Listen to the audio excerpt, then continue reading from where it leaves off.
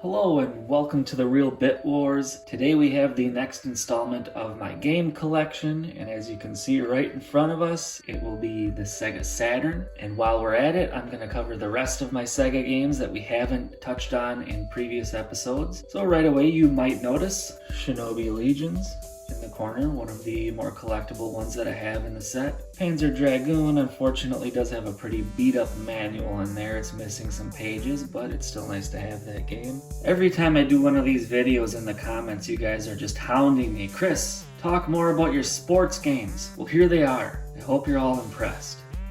Right away, I'm sure you're noticing Resident Evil, one of the more expensive purchases I've made. Not the most by any stretch, but it's up there. I cannot think of a single thing to say about any of these games right here. But I will say this, anytime I find a cheap Saturn game and the case is not broken, I love to pick them up. A lot of my local game shops still sell games for about $5. Did somebody say more sports games? Well, we've got them. However, Space Jam is a pretty uncommon one, so that's sort of neat. This should be more to your liking. In the Hunt is one of the more rare games in my collection. Street Fighter, the movie, the game, that's actually pretty fun. And I actually enjoy Sonic 3D Blast. And then of course we have NBA Live 97, NHL 97, and Madden 98. Nothing much more to see here. I am just kidding. With the Lost Vikings Norse by Northwest, this is sealed. And then one of my prized possessions in my game collection. If you haven't figured it out, I love the Bomberman series. This is one of, if not the best game in the entire franchise, and it is extremely rare.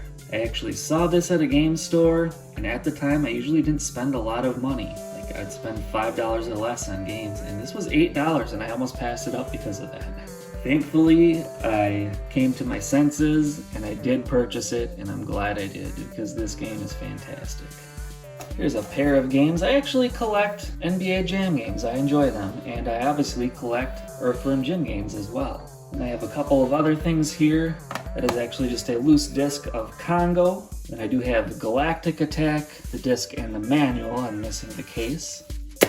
Here we have some in the card sleeves. The three on the bottom were actually originally sold together in like a soft case, which I do not have. And Virtual Cop 2 up here is just a loose disc. And then the other two are demos. And then I have the not for resale version of Nights into Dreams.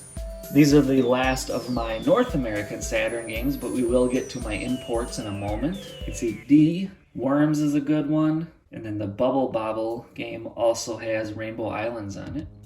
So we'll start off the imports with some Konami as well as Godzilla. So along the bottom, these are Parodius games. The one here actually has 2 games in one. So I believe that would be like the second, the third, fourth, and fifth games. And then here is the Konami Antiques MSX collection, which has the first Parodius game on it, amongst other things.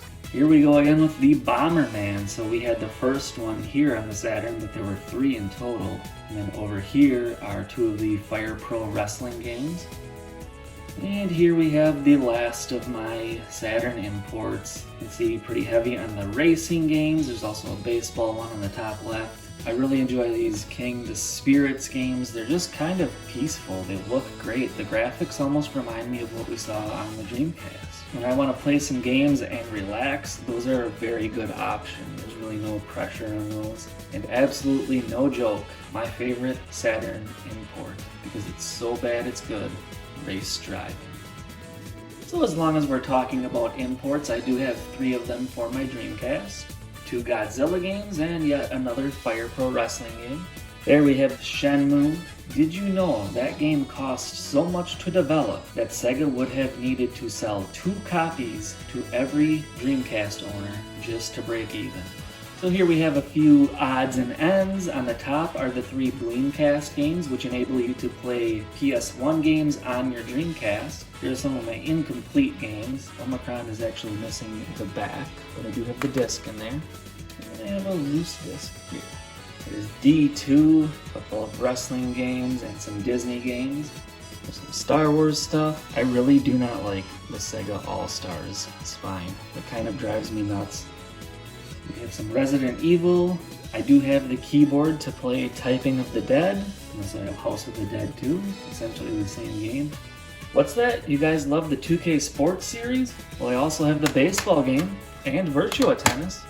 There's Dynamite Cop. Once again, we have Bomberman, and without a doubt, my favorite Dreamcast game that I own, even though it's not an exclusive, Worms Armageddon. What do you say we end the Dreamcast on a bit of a whimper here?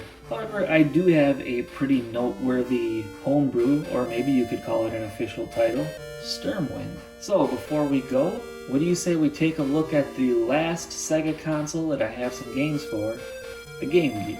So I do have the protective cases for the majority of my Game Gear games, and let's just get this out of the way. Here are all of my sports games. I kid, I have plenty more. And racing games. Oh, and let's not forget Jeopardy Sports Edition. There, this is more like it. We got Battletoads down there. One of my favorites for the Game Gear is Bust a Move. There's Devilish. I would consider The Lost World to be a bit of a gem for the console. That's worth checking out. The Itchy and Scratchy game is interesting because that was intended to be ported to the Genesis. And it was on the Super Nintendo, but the only Sega console it appeared on was the Game Gear. Revenge of Drakon is part of the Wonder Boy series. Ristar? Or is it Rystar? Earthworm Jim is possibly the rarest that I have in this collection. You can see the oblong shape of Cosmic Space Head. Some of these Codemasters cartridges were different, much like the Genesis counterparts. So the Micro Machine games are also released on a cartridge like that. And then the only import that I do have for the Game Gear is Sokuban, because I love that series.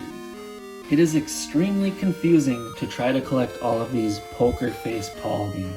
They have the same picture on them, it's just different types of cards. And last but not least, here are some Disney games. There's Legend of Illusion.